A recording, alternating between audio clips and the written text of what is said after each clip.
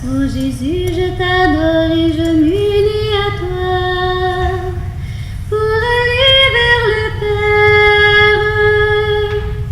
Oui, je veux passer par toi, Jésus, Jésus, Jésus. Oh Jésus, je t'adore et je m'unis à toi pour aller vers le Père. Oui, je veux passer par toi, Jésus, Jésus, Jésus.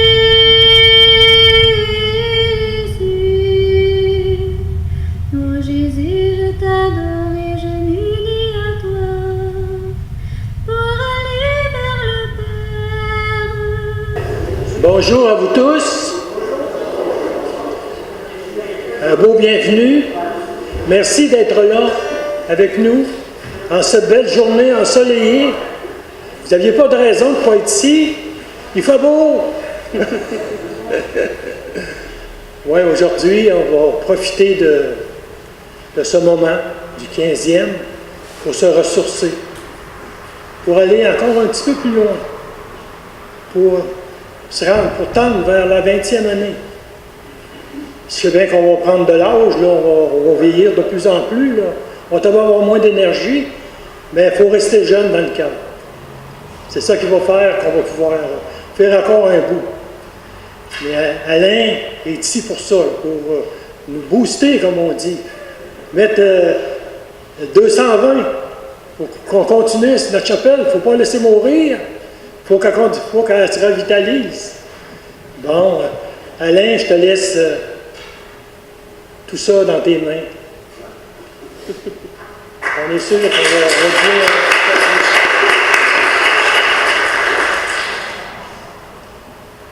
Oh, merci beaucoup, Réal. Merci de votre accueil encore une fois, chers amis, chers adorateurs et adoratrices.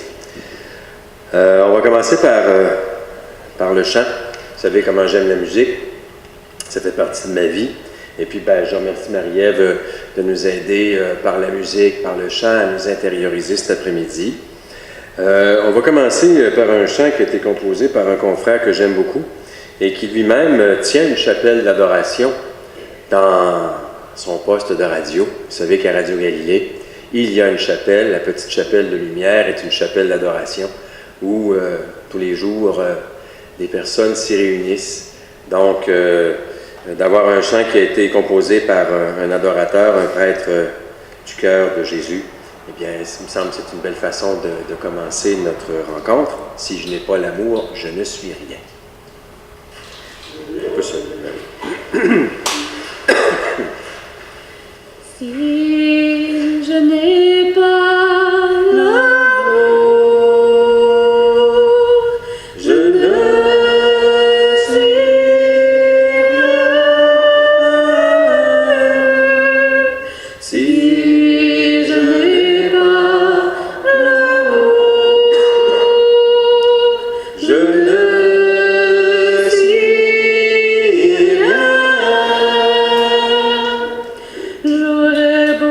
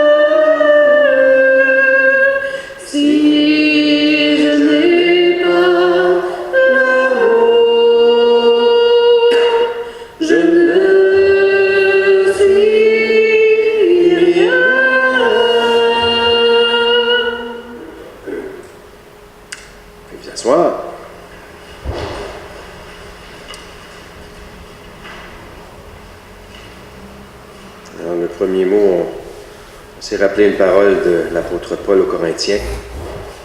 La parole qui suit, c'est « J'invoque l'Esprit Saint et Notre-Dame de Fatima pour qu'elle puisse me permettre de vous offrir ce que le Seigneur veut vraiment vous dire cet après-midi. » Ce ne sont pas mes mots, ce sont les mots du Seigneur. C'est à travers ce bout de chemin qu'on vit ensemble que le Seigneur va vous rejoindre d'une manière personnelle, unique. Et je demande à l'Esprit Saint qu'il vous rejoigne selon le besoin, selon la soif que vous avez de vivre plus intensément de son amour.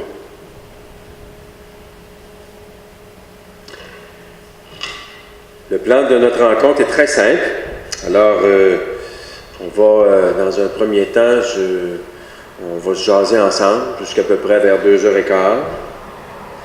Et par la suite, on va intercaler du chant là-dedans. Et par la suite, on va prendre un temps d'adoration. Parce que je peux vous dire des bien belles choses, mais les choses les plus importantes, c'est toujours le Seigneur qui nous les dit lui-même. Lui, il sait parler à votre cœur. Et que nous prenions un temps d'adoration. On prendra à peu près 30 minutes d'adoration. Et puis après ça, c'est important de célébrer. Alors, on aura un petit temps de célébration pour conclure. Et puis, à 15 heures, on se souhaitera à chacune et chacun bonne route. Ça vous va? Bien. Alors, dans un premier temps, pour moi aujourd'hui d'être avec vous, c'est d'abord un temps d'action de grâce. Moi, je voudrais rendre grâce avec vous pour les fruits de cette mission d'adoration qui a commencé, c'était en 2002, où on a eu cette idée de donner à la paroisse, d'inclure dans le projet pastoral de la paroisse l'adoration comme un moyen de continuer de grandir. Et c'était, toujours dit, c'est une mission d'adoration évangélisatrice. Donc ça a toujours été dans mon esprit ce qui a présidé à cette mission. C'est comme ça qu'il y a des gens qui ont accepté de me suivre, les membres de mon équipe pastorale à l'époque. Il y avait Yvan Fleury, il y avait Benoît Fournier, il y avait Gaston Terrien, vous vous rappellerez. Il y avait Élise aussi qui s'est joint à nous. On a caressé ce désir justement de s'investir tous ensemble, sachant que l'adoration, c'était un moyen privilégié de renouveler notre communauté, nos communautés. Alors, c'est ça qui s'est passé. Je me rappelle, je me voyais ce matin à la messe. Je me rappelle, cette période, c'était au mois de mai 2002 où j'invoquais la Vierge. Et je pense que c'était ici que ça devait se passer d'ailleurs. C'était ici, on avait eu pendant 3 semaines un temps où on priait pour avoir des adorateurs et on avait commencé cette mission avec l'adoration perpétuelle, avec un horaire où il ne manquait que 7 ou 8 personnes pour combler les 168 heures d'adoration perpétuelle qu'on avait par semaine. Alors, c'était un immense défi. Et aujourd'hui, j'arrive ici, puis il y a encore du monde qui adore. Vous êtes là aujourd'hui, nombreux. Moi, je me disais, si on est 10 personnes, 15 personnes, ça va être beau, tu sais, je vais être content. Mais non, vous êtes là, moi je trouve que c'est un beau nombre, un grand nombre des adorateurs et des adoratrices. Ça me réjouit beaucoup. Donc, le premier fruit, moi, que je vois de cette mission, c'est la continuité de cette mission-là.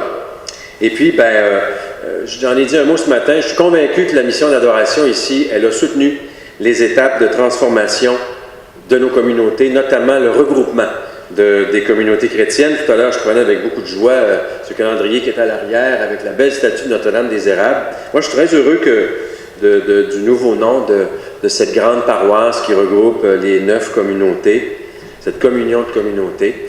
Alors, pour moi, ça, c'est un autre fruit. L'adoration a permis cela. Mais l'adoration a permis certainement, de façon très précise dans vos vies, de vivre des choses merveilleuses. Et j'aimerais commencer par rendre grâce pour ces fruits-là. Alors, dans un premier temps, moi, je voudrais vous donner la parole. J'aimerais ça que vous me disiez, vous autres, il y en a plusieurs, combien qu'il y en a qui étaient là au début, là, des gens qui ont 15 ans d'adoration dans le corps? Ah, il y en a quelques-uns. C'est bon, merci. Bien. Alors, moi, j'aimerais ça vous entendre, puis nous partager. C'est quoi, vous autres, les fruits que ça vous a rapporté? C'est quoi que ça...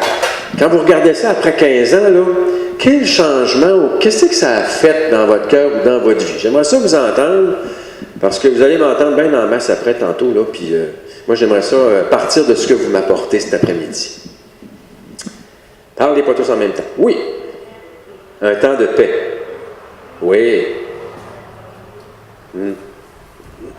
Ça calme. C'est bon. C'est vrai. C'est bon.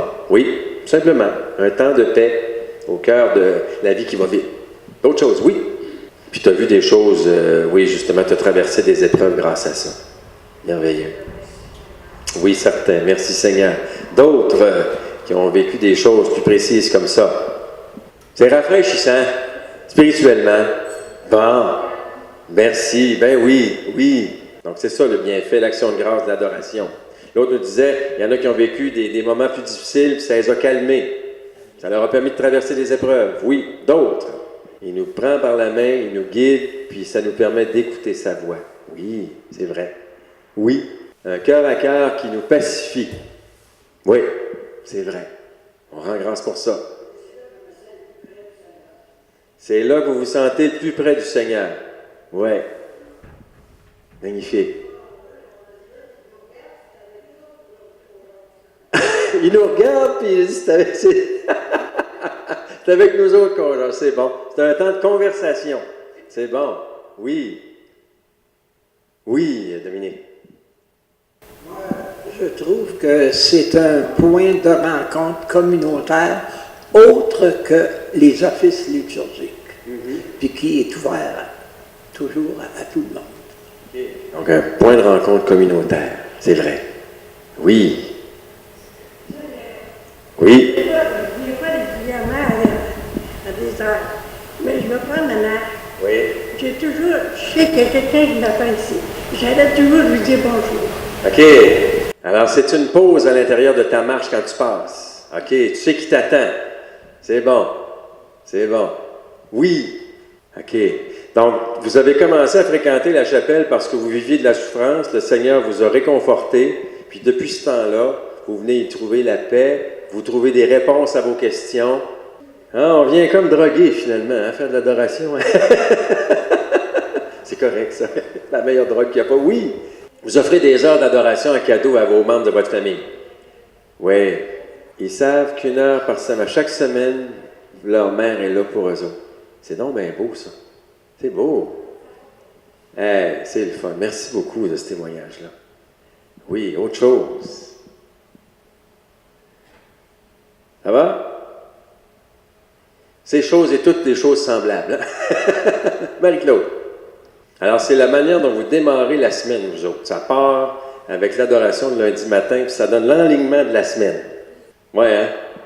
Ça, c'est comme le fils qui dit à son père, « Oui, je vais y aller travailler à ta vigne. » Mais comme je commentais à Saint-Calais, je ne l'ai pas dit autant, mais son agenda est tellement rempli qu'il finit par plus avoir le temps d'y aller. Ça me ressemble un petit peu ces temps-ci. Une chance que j'ai le chapitre des chanoines. C'est l'équivalent de l'adoration parce que je suis là, j'assiste à la messe, mais c'est aussi un temps où je prends le temps pour adorer. Et puis j'ai encore mon équipe de prêtres rattachée aux dominicaines missionnaires adoratrices. Alors soyez sans crainte, je fais encore de l'adoration. J'en fais pas autant que je voudrais, mais c'est vrai, vous avez raison. Je vous avoue, je m'ennuie de mon chiffre de nuit quand j'étais ici. J'avais 2 nuits par semaine, 2 heures à 2 nuits différentes. Puis aujourd'hui, les conditions physiques et d'organisation fait que ce ne serait pas approprié que je le fasse comme ça. Mais quand j'étais ici, j'ai ce souvenir-là. Le Seigneur fait des choses extraordinaires la nuit. Il continue à travailler en vous la nuit. Je sais que ça se passe autrement maintenant, puis c'est bien correct. J'ai pas à discuter ça, c'est bien sûr. Mais il reste que, c'est vrai, si on ne se donne pas un temps précis, si on ne se discipline pas, ça demande de la discipline. Mais le Seigneur nous réserve, il nous récompense. Hein? Ah oui. C'est bon. Oh oui. Puis il y a sûrement moyen de s'aménager à des heures, ouais. En intimité, hein? Ouais, c'est ça. Ah, la vie de couple, hein? C'est correct, ça? Ben oui. Ben oui, c'est bien certain. C'est bon, bien sûr. Ben oui. Ben oui. Puis vous vous rassasiez autrement, hein? Ben certain. Que c'est beau. Ouais, oui. Bon. Ben voyez, on a de belles occasions de rendre grâce cet après-midi. Puis je voulais partir de ça parce que ce que j'ai à vous dire, là, aura pas de grande révélation ici après-midi. Ils m'ont dit, j'aimerais ça que tu nous fasses une conférence, un genre d'entretien, où il est question de deux choses. Puis ce que je vais vous dire, je pense que c'est des choses que je veux juste vous rappeler. C'est des choses que vous savez déjà, mais en même temps, c'est des choses qu'il est bon de nous redire. Parce que vous savez, dans notre monde actuel, moi, je suis un professeur, hein, j'ai une spécialisation en enseignement. Puis une des choses que je trouve les plus difficiles, chez bien des gens, puis chez mes confrères entre autres, le problème, c'est qu'on pense qu'on sait. Puis moi, comme j'ai eu la chance à travers mon ministère de vivre tout le temps de la formation à tous les ans, je suis continuellement en mise à jour, à l'affût de nouvelles manières de faire, d'apprendre des choses nouvelles. Et ça dure de façon ininterrompue depuis 37 ans maintenant. Mais je me rends compte que tout le monde n'est pas comme ça. Puis, c'est pas parce qu'on m'a dit une chose une fois que je le sais tout le temps, puis que c'est intégré.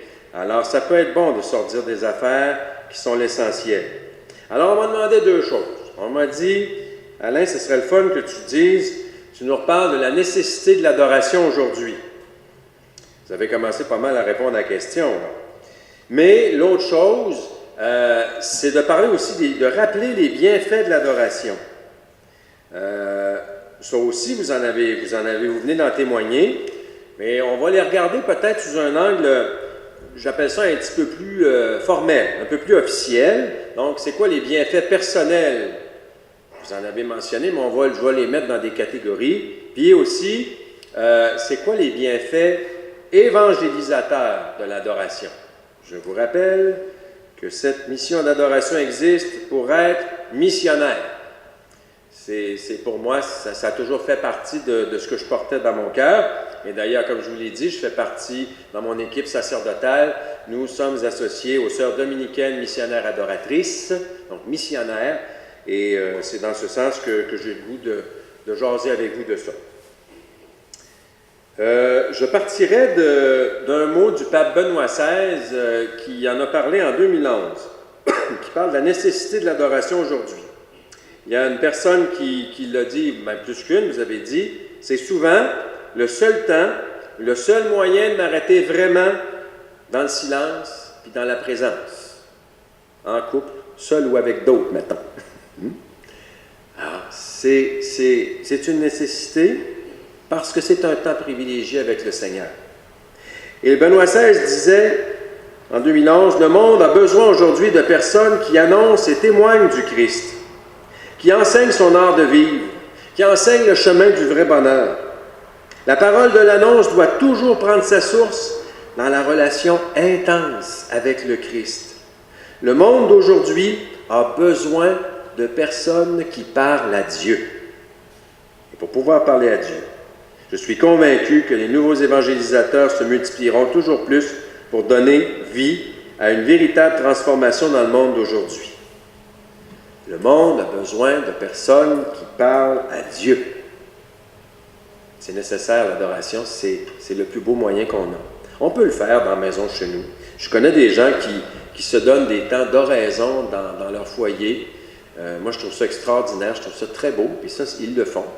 Mais en même temps, quand on le fait dans le cadre d'une mission, ça a aussi beaucoup de valeur. Donc, le monde a besoin de gens qui parlent avec lui. C'est ici que ça se passe. Un autre élément qui fait que c'est nécessaire, vous l'avez mentionné à votre manière. En fait, c'est le lieu où on peut recharger nos batteries.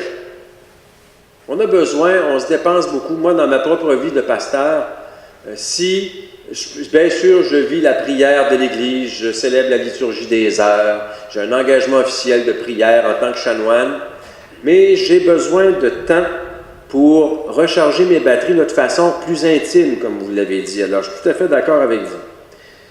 Vous vous sentez un petit peu fatigué, vous êtes à bout, vous êtes à plat, vous faites la pile rechargeable devant le Seigneur quand vous êtes à l'adoration. L'autre aspect qui permet aussi de goûter l'adoration, c'est la nécessité pour retrouver la paix. Vous l'avez dit, pour goûter la paix et pour retrouver la paix. Et il m'est arrivé plusieurs fois de me retrouver moi-même devant le Seigneur, où j'étais agité, Et la première fois que je l'ai vécu, ça m'a vraiment un peu impressionné. C'était une nuit dans les premières années quand j'étais ici. Je suis arrivé, j'étais agité, j'arrivais pas à me... J'étais en colère, je vivais de la frustration. Ça a duré 50 minutes sur l'heure que j'ai adoré. Mais j'ai vraiment crié vers le Seigneur. Puis après que j'ai eu fini de tout dire ce que j'avais à dire, à un moment donné, là, il s'est passé comme un grand apaisement. Puis les 10 dernières minutes, ben, le Seigneur est comme venu me remplir de sa paix. Et ça, ben, puis je l'ai expérimenté plus d'une fois dans l'adoration. Donc, c'est un moment, vous parlez de vos difficultés, hein, il y a quelqu'un qui le mentionnait tantôt, quand on n'est pas en bon état, c'est le meilleur temps pour venir adorer, parce que le Seigneur vient nous restaurer, nous rénover. Donc, voilà des raisons bien personnelles, bien simples, qui manifestent la nécessité de l'adoration. Si les gens savaient. Moi, c'est pour ça que je me dis, si vous avez le goût d'aider à renouveler la mission, là, je disais ce matin hein, que chacun ne soit pas préoccupé juste de lui-même et des autres, comme dit saint Paul. Je me dis, une des façons, là, vous pouvez amener du monde avec vous à l'adoration. Vous pouvez les amener, dire, regarde, j'aimerais ça te tente-tu de m'accompagner? Vous n'êtes pas obligé à ce moment-là, vous n'êtes pas obligé de faire l'heure au complet. Tu restes le temps que tu veux. Mais juste d'être, si vous sentez des personnes qui sont en mal intérieurement, ben, ça ne coûte pas cher de les amener prier avec vous. Vous pouvez prier pour elles quand vous venez à l'adoration, bien entendu. Vous pouvez leur faire cadeau d'une heure. Ça, c'est déjà merveilleux, ça aussi. Mais pourquoi pas les inviter à un moment donné et dire, regarde, viens avec moi. Si vous ne savez plus quoi leur dire, là, le Seigneur va savoir quoi leur dire. Donc, c'est ce qui fait que, à mon sens, l'adoration est nécessaire. Parce que le Seigneur nous rejoint. Il vient nous habiter. C'est quoi les bienfaits de l'adoration? Les bienfaits personnels, j'ai décidé de partir de ce que vit le pape François. Rien de moins, parce que le pape François a parlé sur bien des choses. C'est un homme d'adoration. C'est très intéressant de savoir, vous savez, le pape François fait de l'adoration quotidienne à la fin de sa journée, où il dit même, des fois je dors un petit peu là-dessus, mais ça fait rien. Je suis là, puis c'est nécessaire pour lui. Alors, je trouve qu'on a un encouragement absolument extraordinaire de la part de notre premier pasteur. Et voici ce qu'il dit de l'adoration. Il commentait à un moment donné la lecture qui relatait le texte de saint Paul qui dit « Je tombe à genoux devant le Père, de qui toute paternité au ciel et sur la terre tient son nom. Lui qui est riche en gloire, qu'il vous donne la puissance de son esprit, pour que se fortifie en vous l'homme intérieur. Que le Christ habite en vos cœurs par la foi. Restez enracinés dans l'amour, établis dans l'amour. Ainsi, vous serez capables de comprendre avec tous les fidèles quelle est la largeur, la longueur, la hauteur, la profondeur. Vous connaîtrez ce qui dépasse toute connaissance, l'amour du Christ. Alors, vous serez comblés jusqu'à entrer dans toute la plénitude de Dieu. À celui qui peut réaliser par sa puissance qu'il met en œuvre en nous, infiniment plus que nous n'osons demander ou même concevoir, gloire à lui dans l'Église et dans le Christ Jésus pour toutes les générations, dans les siècles des siècles. Amen. C'est tiré de la lettre aux Éphésiens. Ce que je trouve intéressant, le pape cite ce texte pour dire qu'est-ce qui se passe dans l'adoration, comment la parole de Dieu elle-même nous décrit, c'est quoi le mouvement intérieur de l'adoration. Je tombe à genoux devant le Père. Ça se passe souvent comme ça. Hein? Vous arrivez, il faut prendre le temps de s'agenouiller dans cette attitude d'humilité.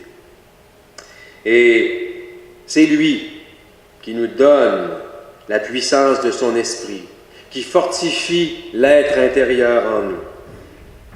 C'est lui qui nous enracine dans l'amour. Vous voyez, c'est toute la richesse de l'adoration révélée par la parole de Dieu. Ce n'est pas juste une théorie, ce n'est pas juste une réflexion, ce n'est pas juste une réalité intellectuelle qui s'explique par la raison. Au contraire, c'est par l'intérieur et c'est par le cœur qu'on le découvre. Mais la parole de Dieu nous dit comment l'adoration, c'est une relation essentielle. Et vous serez alors comblés jusqu'à entrer dans la plénitude, à toute la plénitude de Dieu. C'est ça, adorer, être là. Il peut se passer tout ça. Il se passe tout cela lorsque nous sommes en sa présence. Alors voilà pourquoi l'adoration est essentiellement action de grâce pour ce que Dieu fait pour nous et en nous. Au fond, le pape François dit l'adoration eucharistique, ça rejoint le sacrifice d'Holocauste qu'on trouve dans l'Ancien Testament. C'est-à-dire brûler toute l'offrande pour Dieu seul. Vous savez, on offrait des animaux, on offrait la vie à Dieu. C'était chez les anciens, dans l'ancien Israël, la manière de concevoir l'offrande de la vie, ce qu'il y a de plus précieux, on l'offre à Dieu. Et au lieu d'offrir la vie humaine, les sacrifices humains, comme dans les autres civilisations, le peuple d'Israël a compris que c'était l'Holocauste, l'animal, qui tenait lieu de victime. Et quelque part, dit le pape François, en adorant, on brûle tout notre temps pour Dieu. Quel gaspillage, dit-il. Brûler, gaspiller du temps devant Dieu. Comme ça, sans rien faire. Juste en sa présence. Au fond, c'est ça l'adoration. Brûler du temps, perdre du temps avec Dieu. C'est pas en perdre, c'est en gagner, tant qu'à moi. En tout cas, moi, c'est ce que j'ai souvent expérimenté. Puis, on le sait, dans nos églises, j'ai vu qu'il y a une petite lampe électrique dans la chapelle d'adoration, mais vous savez, je vous le rappelle, la lampe du sanctuaire nous représente. La présence du Seigneur, c'est la chandelle qui se consume, représente le peuple de Dieu en prière devant son Seigneur.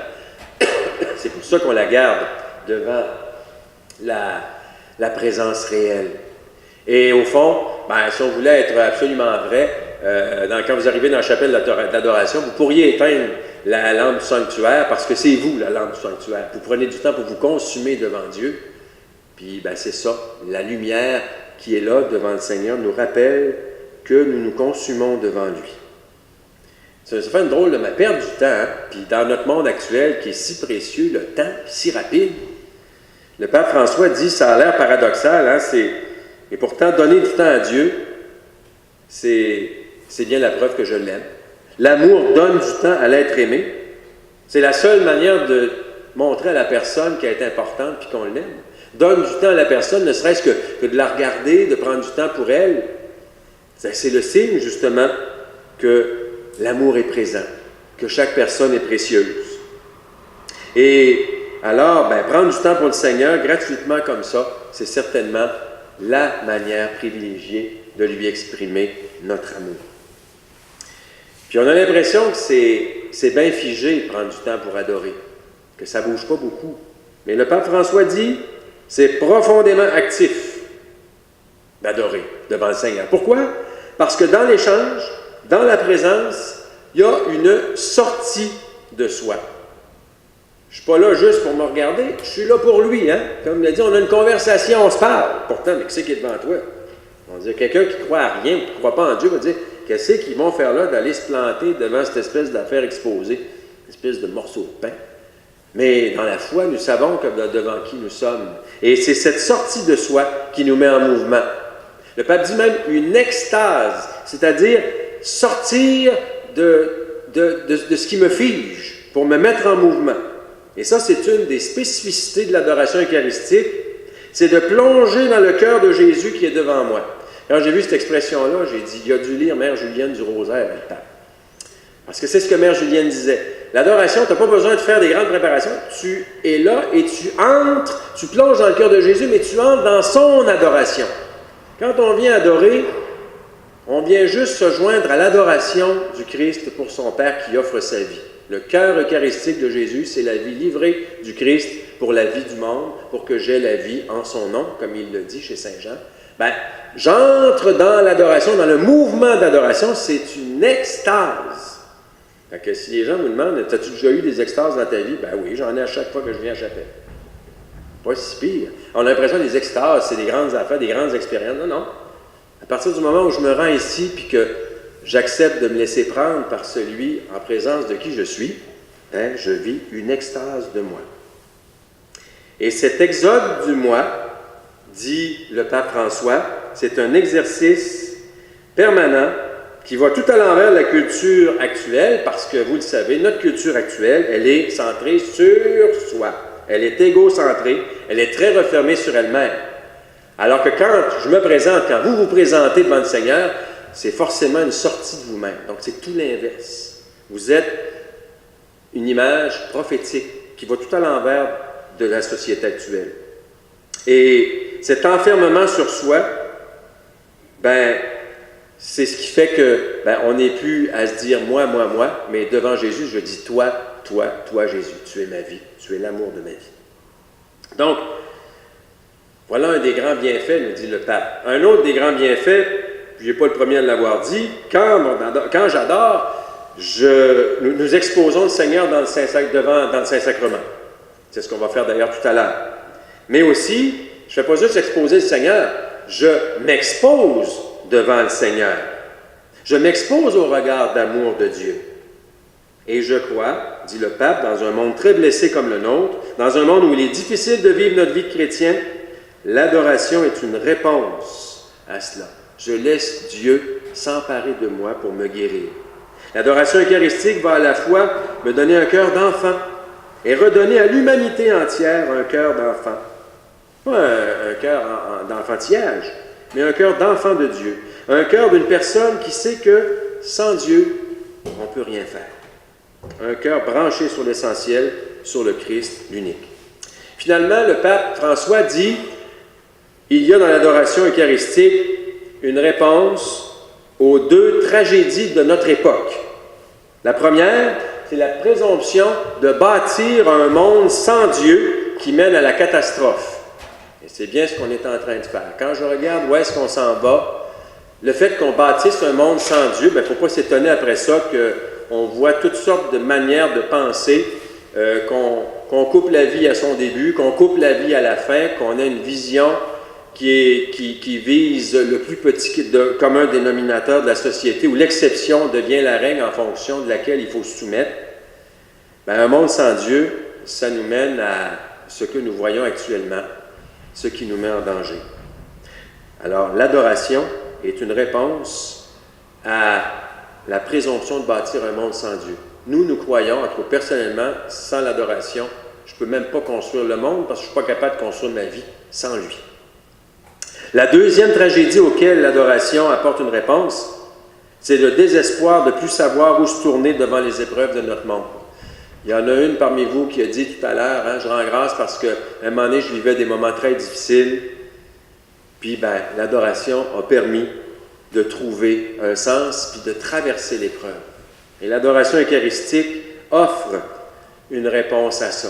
Elle est une réponse au désespoir de ne plus savoir où se tourner. Au fond, la prière d'adoration, l'adoration eucharistique, c'est une profession de foi dans la primauté de Dieu. Le pape François dit que c'est même l'acte le plus révolutionnaire qu'on puisse trouver aujourd'hui. Parce que c'est vraiment comme ça qu'on va faire la révolution. Et s'il y a quelqu'un qui sait de quoi il parle, c'est bien un Argentin comme lui qui a vu en Amérique latine des révolutions. Qu'est-ce qu'une révolution pour lui? Au sens véritable du terme, c'est un renversement complet. Je parlais ce matin, la clé de la transformation, c'est le retournement, c'est-à-dire me sortir de moi pour me préoccuper des autres, comme le dit l'apôtre Paul. À l'exemple du Christ, qui a choisi de ne pas rester dans sa condition divine, mais qui s'est fait serviteur pour offrir sa vie jusqu'à la croix, pour me permettre d'entrer moi-même dans ce même mouvement de vie, comme lui. Alors, un renversement, c'est ça la révolution que crée l'adoration eucharistique. Vous êtes des révolutionnaires, vous pourrez dire ça aux gens aujourd'hui. Hey, je me suis fait dire aujourd'hui, saviez-vous que je suis une révolutionnaire? Eh oui, on est révolutionnaire parce que, justement, on a vécu un renversement. Sans lui, moi, sans l'adoration, sans le Seigneur, je regarde ma vie aujourd'hui, je ne sais pas bien où est-ce que j'en serais rendu. J'aime autant pas y penser parce que, je ne sais pas. Je suis tellement heureux de savoir que Dieu est dans ma vie. Ça me permet de voir le monde avec bienveillance, avec miséricorde. Cette semaine, imaginez, je me retrouvais, il y en a peut-être qui ont entendu ça, je me suis retrouvé à la radio à parler au sujet des fantômes puis des maisons hantées. Puis j'ai pris la peine, évidemment, de prier puis de demander à la Vierge de m'accompagner. Mais j'écoutais ça, puis j'étais avec les gens, puis je voyais comment, s'il n'y a pas le Seigneur dans ma vie, si je n'ai pas l'amour de Dieu dans ma vie, mais mon Dieu, que je ne voudrais pas grand-chose. suis bien fragile, moi le premier, mais grâce à ça, c'est extraordinaire ce qu'on peut faire. Donc, au cœur d'une crise économique tragique, qui va encore empirer, dit le pape François, au cœur des guerres et des violences, des menaces de guerre, du bruit des bottes au Moyen-Orient, et bien au cœur de toutes ces souffrances de nos frères et de nos sœurs en humanité, on est en train de dire, voilà, on va faire la révolution. La révolution consiste à mettre Dieu à la première place dans nos cœurs, dans nos vies et dans la société. Voilà ce qui fait toute la nécessité et le grand bienfait de l'adoration à ce moment-ci. On va prendre le temps de chanter un petit quelque chose. On va vous reposer. Vous n'êtes pas trop mal assis. Je sais que c'est pas facile, hein, les bancs. On va se lever, ça va vous faire du bien, si vous voulez. Et Marie-Ève va nous proposer ce chant « Vivre d'amour ». C'est un chant inspiré de Sainte Thérèse de l'Enfant Jésus. On ne l'oublie pas, aujourd'hui, elle est avec nous. Au soir d'amour, parlant sans parabole, Jésus disait, si quelqu'un veut m'aimer, toute sa vie qu'il garde ma parole. Mon Père et moi viendrons le visiter, et de son cœur faisant notre demeure, venant à lui, nous l'aimerons toujours. Remplis de paix, nous voulons qu'il demeure en notre amour, en notre amour. Vivre d'amour, c'est vivre de ta vie. Roi glorieux, délice des élus, tu vis pour moi, caché dans une hostie. Je veux pour toi me cacher, ô Jésus. Un désarmant, il faut la solitude, un cœur à cœur qui dure nuit et jour. Ton seul regard fait ma béatitude. Je vis d'amour,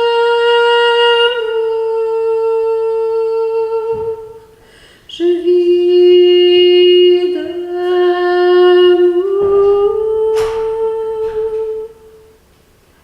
Vivre d'amour, c'est donner sans mesure,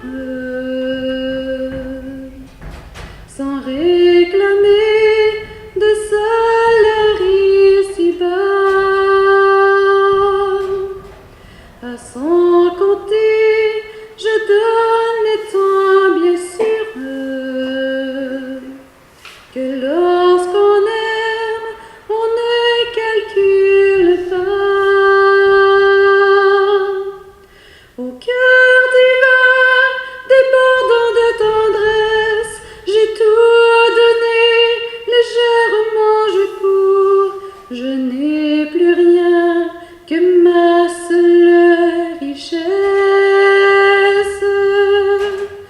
Vivre d'amour,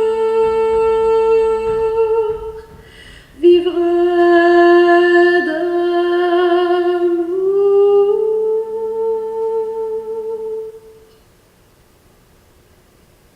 Merci. Et vous asseoir.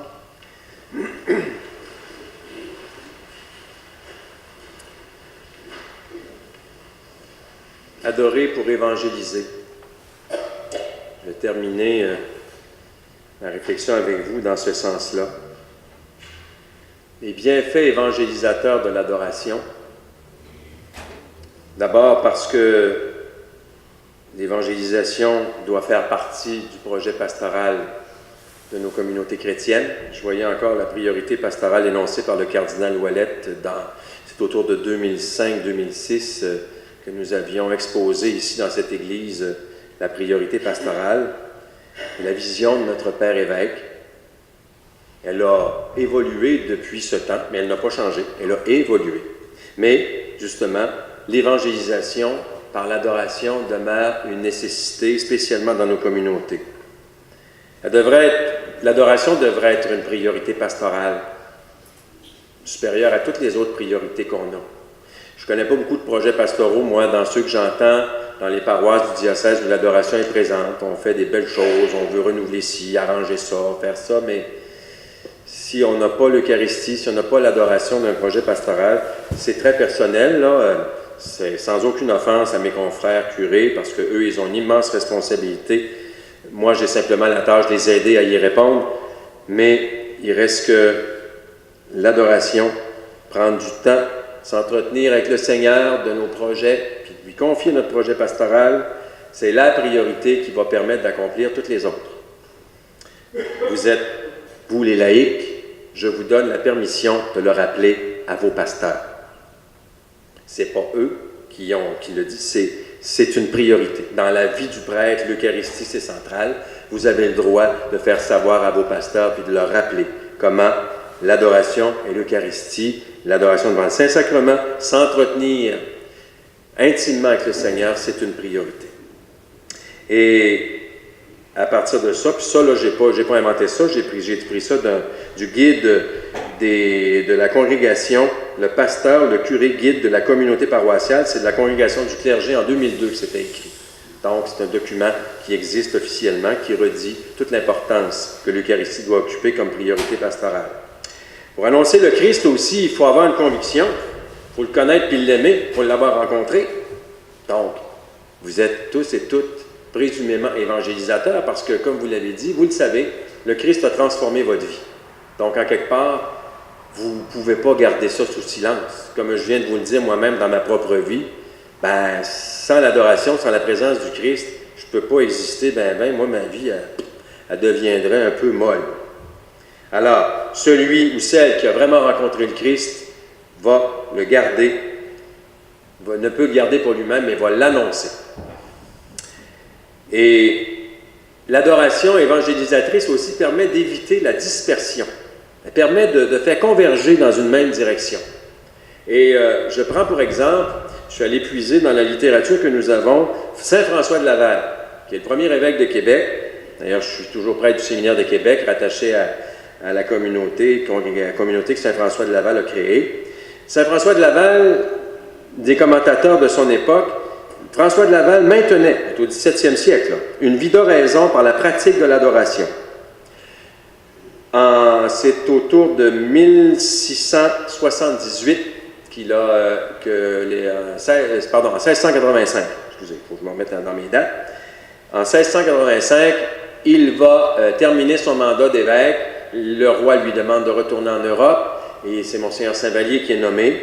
Et là, le roi Louis XIV va lui dire: Monseigneur, vous avez fait votre temps en Nouvelle-France, vous restez ici en Europe, après la nomination de Monseigneur Saint-Vallier.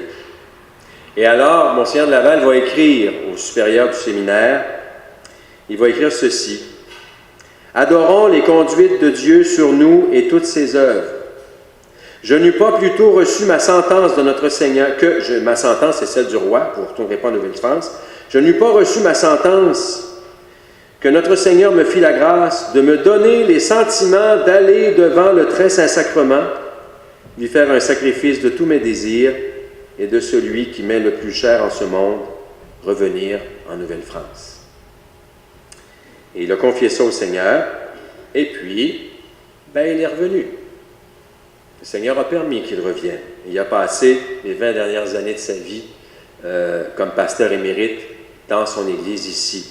Il a même été, durant l'épiscopat de Monseigneur Saint-Vallier, pendant 5 ans, parce que Monseigneur Saint-Vallier a dû traverser en France, et il a continué d'être le pasteur du diocèse de Québec, de notre Église de Québec, pendant plus de 5 ans. C'est vous dire, quand on confie au Seigneur nos tracas, il sait les transformer d'une manière que lui seul connaît. Et la réforme de la spiritualité du XVIIe siècle est profondément marquée par l'adoration. Et c'est ce qui a influencé le premier évêque de Québec, Saint Jean Eudes a des traités spirituels très importants sur l'Eucharistie et l'adoration.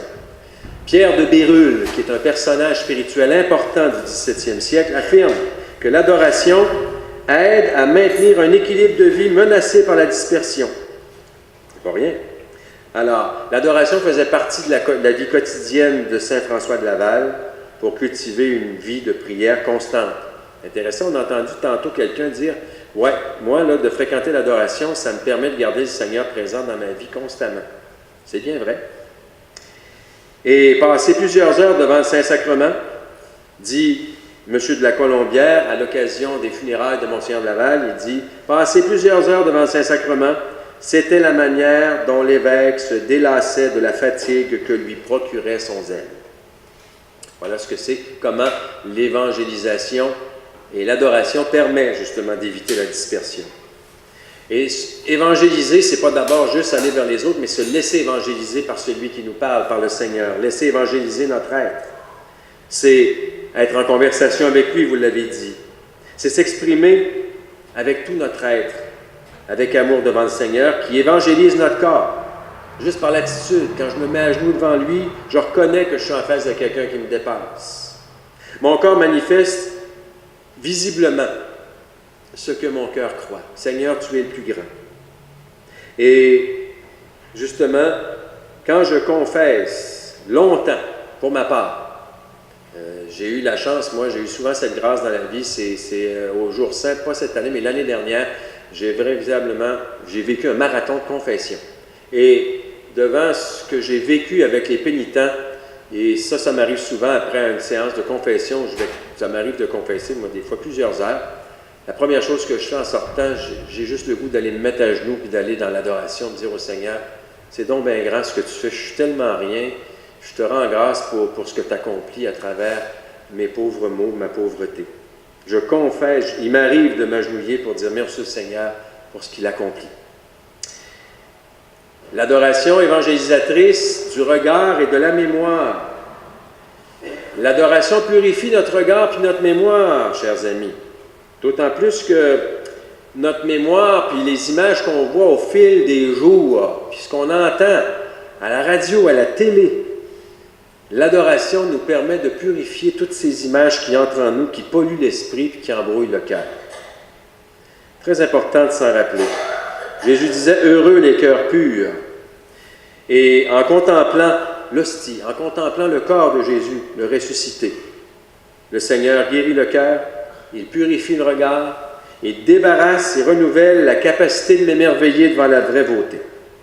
Sous la lumière du ressuscité, le Christ touche nos sens intérieurs. Il chasse les ténèbres parce qu'il est le soleil de justice qui brillera sans fin. Vous savez, la plupart des grandes productions, des téléséries, des téléromans actuellement nous présentent des images marquées par la sensualité, l'érotisme et des scènes où il y a de la violence, explicitement exploitée pour nous toucher, puis pour toucher ce qui est intime en nous, puis toucher nos fragilités. Et c'est ça qui nous rend fragiles et qui fait qu'à un moment donné, psychiquement et relationnellement, ça devient très difficile d'entretenir des bonnes relations avec les autres. Et ça, je n'ai pas le temps de vous donner des exemples, mais j'ai des gens tout autour de moi qui sont devenus des personnes polluées simplement à se nourrir, pas prendre de la drogue, des choses comme ça, mais simplement entrer dans ce courant de la violence, de la sexualité à excès qui est véhiculée à travers les images par Internet. Et c'est là que l'adoration est là pour purifier notre mémoire, notre cœur, notre regard. Évangélisation de l'intelligence.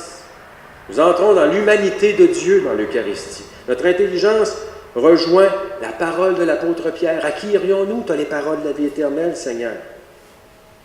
La foi qui pousse à nous rendre devant le Seigneur nous donne la connaissance de Dieu lui-même. Vous savez, moi, je fais des cours de théologie, je sais des bien belles affaires, je suis capable de vous parler avec toute ma raison, mon intelligence. Les gens me diraient, vous êtes chanceux, vous, monsieur l'abbé, vous avez été à l'université, vous êtes un savant. Et d'ailleurs, c'est un handicap quand on veut parler de façon simple. Hein? Mais vous qui êtes des adorateurs, vous avez acquis une connaissance de Dieu qui égale et qui dépasse même la mienne. J'entends des fois des choses, des commentaires d'une simplicité qui est exceptionnel et qui montre à quel point le don d'intelligence de l'Esprit Saint agit à travers l'adoration chez vous. Évangélisation de la volonté. Le Seigneur choisit de se contenir physiquement, corporellement dans l'hostie. Donc, adorer, c'est adhérer.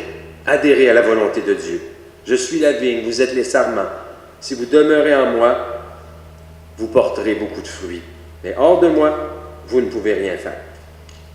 En somme, les raisons de continuer d'adorer, chers amis, c'est pour continuer d'abord de vivre le renouvellement des communautés chrétiennes dans les défis que nous traversons aujourd'hui, autant dans la communauté de Notre-Dame des Érables que dans la vision diocésaine de notre évêque. Je vous disais tout à l'heure, nous avons encore la vision diocésaine du cardinal Ouellet énoncée vers 2007-2008. La vision actuelle de notre pasteur, le cardinal Lacroix, elle s'énonce comme ça: proposer ou renouveler la rencontre personnelle et communautaire avec le Christ pour former des communautés de disciples missionnaires. L'adoration est la clé pour proposer, pour renouveler cette rencontre personnelle et communautaire du Christ, avec le Christ, pour être communauté vivante. Votre paroisse continuera, c'est ma prière pour vous, d'être une communauté eucharistique, une communauté d'adorateurs et d'adoratrices. Comme Marie a porté la mission des apôtres par sa prière à la Pentecôte, toute la paroisse est appelée aujourd'hui à se réunir autour de Jésus pour l'adoration, pour porter l'évangélisation du monde. Ma maison sera appelée une maison de prière pour tous les peuples. Une paroisse, c'est la maison d'accueil pour tous. Et je me réjouis qu'il y a un lieu d'accueil paroissial pour l'ensemble des communautés de la paroisse Notre-Dame des Érables. L'adoration, je le dis, pour moi et pour vous, ça demeure l'acte intime, mais aussi nécessaire à notre monde, parce que c'est un acte évangélisateur qui traduit combien Dieu est grand, comment il a réalisé de grandes choses en moi et qu'il continue à le faire en vous. Et il contribue aussi, il me semble, à mettre en évidence le caractère missionnaire, simplement en se tenant devant le Seigneur, en étant à l'exemple de Sainte Thérèse de l'Enfant Jésus, qui, au cœur de sa maladie, pouvait marcher dans sa cellule en marchant pour un missionnaire qui n'avait plus le courage de marcher. L'adoration, c'est un acte qui se révèle que le monde a un cœur qui vibre d'amour, de cet amour qui transforme tout. Amen.